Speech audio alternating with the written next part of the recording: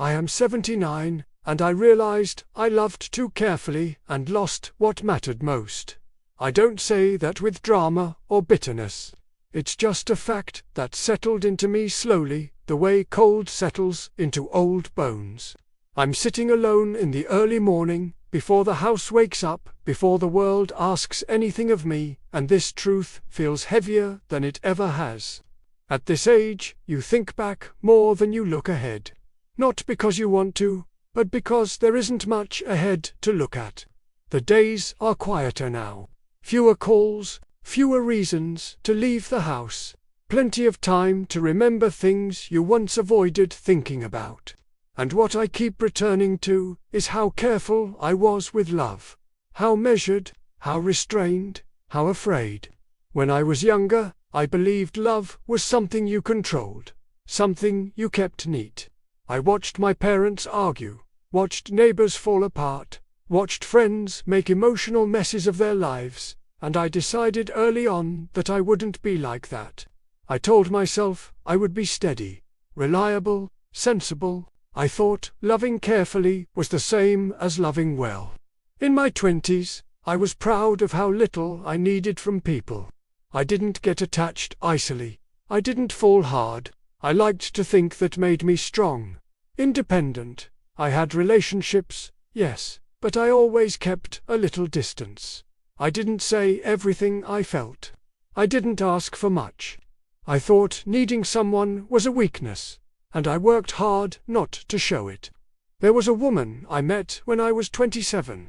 We worked in the same building, different departments. We used to have lunch together on the steps outside, sandwiches wrapped in paper, coffee going cold between us. She laughed easily, asked questions I didn't know how to answer. She had a way of looking at me like she actually wanted to know who I was, not just what I did. She once asked me, very simply, "Why do you always hold back?" I laughed it off, told her I was just practical, that I didn't believe in rushing things. The truth was, I was afraid. Afraid of being seen too clearly. Afraid of giving someone the power to hurt me. Afraid of wanting something I couldn't control. She waited longer than she should have. I can see that now. She tried to meet me where I was, but I never moved closer. I didn't tell her how much she mattered to me. I didn't fight for her when she started pulling away. I told myself that if it was meant to last, it would do so without effort. That real love didn't need urgency. She married someone else 2 years later. I remember hearing about it through a mutual friend. I nodded, said I was happy for her. I went back to work that afternoon and finished what I was doing. I didn't cry. I didn't call her. I didn't admit, even to myself, that I had lost something important. I told myself I was fine. That became a pattern. I married in my 30s. A good woman, kind, patient. She wanted closeness, conversation, reassurance. I provided stability instead. I paid the bills. I showed up, I stayed faithful. I thought that was enough. When she wanted more, I felt accused, even though she never raised her voice. When she asked me to open up, I felt exposed. I remember nights when she would sit on the edge of the bed, talking softly about her fears, her hopes, her loneliness. I would listen, but I didn't know how to respond.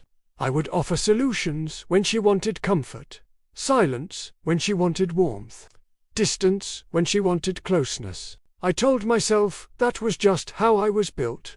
She tried for years. I can say that, honestly.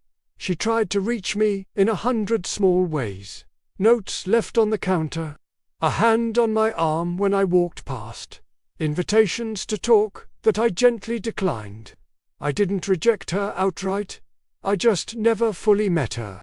And over time, that absence did more damage than any argument could have. When she left, it wasn't sudden. There was no shouting, no betrayal, just a quiet conversation at the kitchen table. She said she felt alone even when I was in the room. That she needed a kind of love I didn't seem able to give. I remember feeling stunned, confused. I had done everything right, hadn't I? I watched her pack. I helped carry boxes to the car. I hugged her goodbye. Even then, I didn't say what I should have said. I didn't tell her I was scared. I didn't tell her I loved her more than I knew how to show. I let her go with careful words and controlled emotions. I told myself that was dignity. Years passed. Work filled the time. Routine took over. Friends drifted. Some remarried. Some moved away. I dated occasionally, but I never let anyone get close enough to matter. I told myself I preferred it that way, that I was content. But contentment and numbness can look very similar when you don't examine them too closely. It wasn't one moment that changed everything. It was accumulation. Empty evenings. Holidays spent alone. Phone calls that didn't come. I started to notice how quiet my life had become, how few people really knew me, how carefully I had lived, and how small that careful life had grown. Then came the losses. Friends dying, one after another. People I assumed would always be there, suddenly gone. I stood at funerals and realized how little I knew about their inner lives, and how little they knew about mine. I had kept myself protected, but protection has a cost. It keeps pain out, yes, but it also keeps connection out. The moment that finally broke through me came later than I would like to admit. I ran into my first wife by chance. A grocery store, ordinary place, ordinary afternoon. She looked older, of course. So did I. She was with her husband.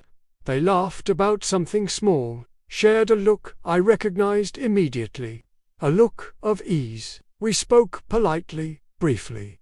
When they walked away, I stood there longer than necessary, staring at the shelves. I realized then what I had lost, not just with her, but over and over again throughout my life.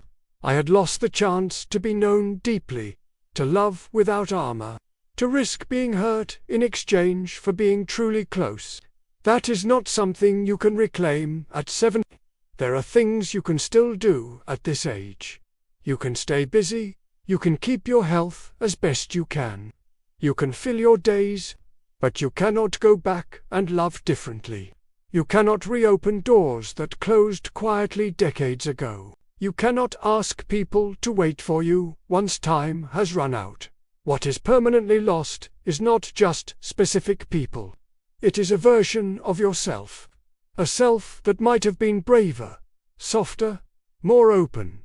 I mourn that person sometimes. Not loudly. Just in the quiet moments, when the house feels too large and the silence too complete. If I speak to you now, it is not to warn or instruct. I don't believe people change because someone tells them to. I speak because this is what my life taught me, whether I wanted the lesson or not. Loving carefully may feel safe, but safety is not the same as fullness. Protection is not the same as connection. I thought I had time to figure it out later. I thought there would be another chance, another conversation, another moment to be honest. There wasn't. There rarely is. Now, my days are simple. I water the plants, I read, I watch people pass by my window. I think about the faces that once filled my life and how quietly they left. I think about the words I never said because I didn't want to seem foolish or exposed or needy. I don't feel anger anymore. Just a steady, low regret. The kind that doesn't shout, but never leaves. The kind that sits beside you, reminding you of what you chose and what those choices cost. I am 79 now. I loved too carefully. I thought that would protect me. Instead, it left me alone with my thoughts and a lifetime of almosts. And I sit with that, quietly, knowing there isn't much time left. And that some understandings arrive only when there is nothing left to do with them.